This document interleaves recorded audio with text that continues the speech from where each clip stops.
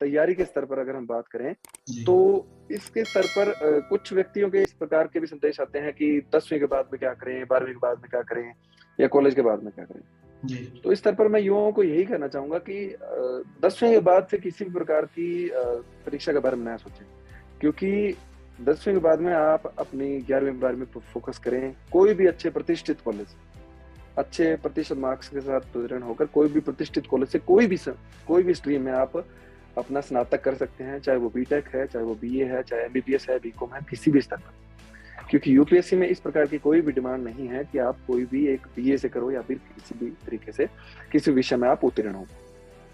दूसरी बात ये है कि जहाँ तक यूपीएससी का सवाल है, तो 70 से 80% इंजीनियर आते हैं, डॉक्टर्स भी काफ़ी संख्या में उत्तीर्ण होते हैं।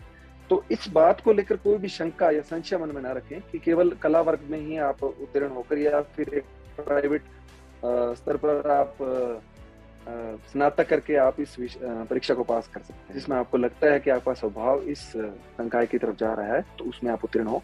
अच्छे से उस विषय को पढ़ें, क्योंकि यूपीएससी में एक वैकल्पिक विषय भी होता है। तो अगर आप उसमें पढ़ेंगे तो उस वैकल्पिक विषय के स्तर पर भी आप उस विषय का चयन कर सकते हैं जिसमें आपने शिक्षा ग्रहण की है।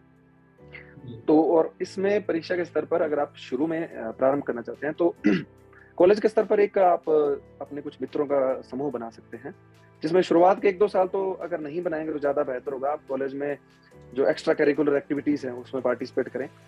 अपने व्यक्तित्व को बहुआयामी बनाने का प्रयास करें। इसमें खेल में आप हिस्सा लें, किसी अन्य जो सांस्कृतिक गतिविधियां उसमें आप हिस्सा लें, ताकि आपकी जो व्यक्तित्व है वो बहुमुखी और बहुआयामी बने। क्योंकि यूपीएससी में जब साक्षात्कार होता है तो उसकी भी डिमांड वो यही देखते हैं कि व्यक्ति कितना बहुआयामी है और किन किन परिस्थितियों में किस प्रकार से वो रिएक्शन दे सकता है। तो ये भी एक उनका क्राइटेरिया होता है। तो इस प्रकार से जब आप व्यक्तित्व को ढालेंगे, तो आप जब अपना स्नातक पूर्ण करेंगे या फिर आपने मास्टर्स की है तो वो पूर्ण करेंगे, तो आप एक ऐसा व्यक्तित्व अपने विकसित कर लेंगे जो कि यूपीएससी के लिए एक जो शर्तें हैं, अहर्ताएं हैं, वो पूर्ण करता हो। तो मैं समाज के युवाओं को यही संदेश देना चाहूंगा कि किसी भी विषय से अपनी जो बीए है, मास्टर्स है, वो पूरी करें, उसके बाद में यूपीएससी में आए। और अगर वो कॉलेज से स्टार्ट करना चाहते हैं तो कॉलेज के अंतिम वर्ष में वो प्रारंभ करें।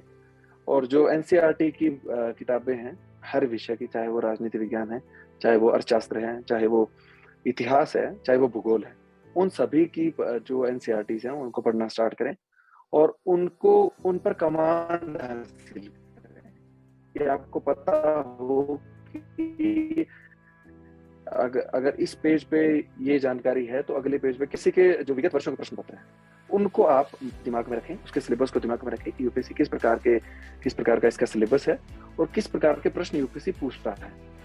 तो फिर आप जब तैयारी करेंगे तो उन प्रश्न पत्रों के हिसाब से ही आप अपनी तैयारी के स्तर को नई धार दे पाएंगे। तो इस प्रकार से अगर आप तैयारी करेंगे, उनको बार बार रिवाइज करना है और जब वो पूर्ण हो जाए तो उसके बाद में कॉलेज से निकलकर आप एक फुल फ्लेज्ड स्तर पर आप तैयारी शुरू कर दें।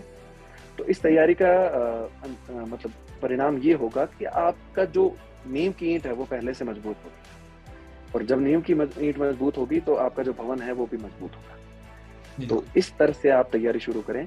प्रारंभिक परीक्षा के लिए जो एनसीईआरटी है उन पर फोकस करें। जो मुख्य परीक्षा है उसमें कुछ अन्य विषय भी आते हैं, जैसे विश्व का इतिहास है, उसकी भी एनसीईआरटी उपलब्ध है, तो उसको भी आप कुछ जब ग्रेजुएशन के स्तर पर कुछ बार पढ़ सकते हैं। बाकी विषय जैसे भारतीय समाज है या फिर आंतरिक सुरक्षा है या फिर अंतर्राष्ट्रीय संबंध है, तो उसके लिए आप स्पेशल जो भी नए साधन है, नवाचारी साधन है, जैसे आज का टाइम सूचना बहुत सारे लेक्चर व्याख्यान उपलब्ध हैं, तो उनकी आप मदद लीजिए, गूगल की मदद लीजिए, ऑनलाइन अखबार पढ़ लीजिए। तो ये सारी नवाचारी उपक्रम भी समाज को अपने जो एक कंफर्ट जोन होता है उससे ऊपर उठकर उनको उनके स्तर पर भी प्रयास करना होगा।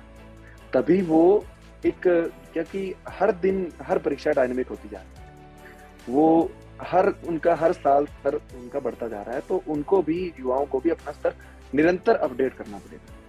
तो जब वो ऐसा करेंगे तो निश्चित रूप से उनकी सफलता तय है, क्योंकि कोई भी परीक्षा है, चाहे यूपीएससी ना माने कोई भी परीक्षा है, वो आज के समय उसमें प्रतिस्पर्धा का स्तर बहुत उच्च है।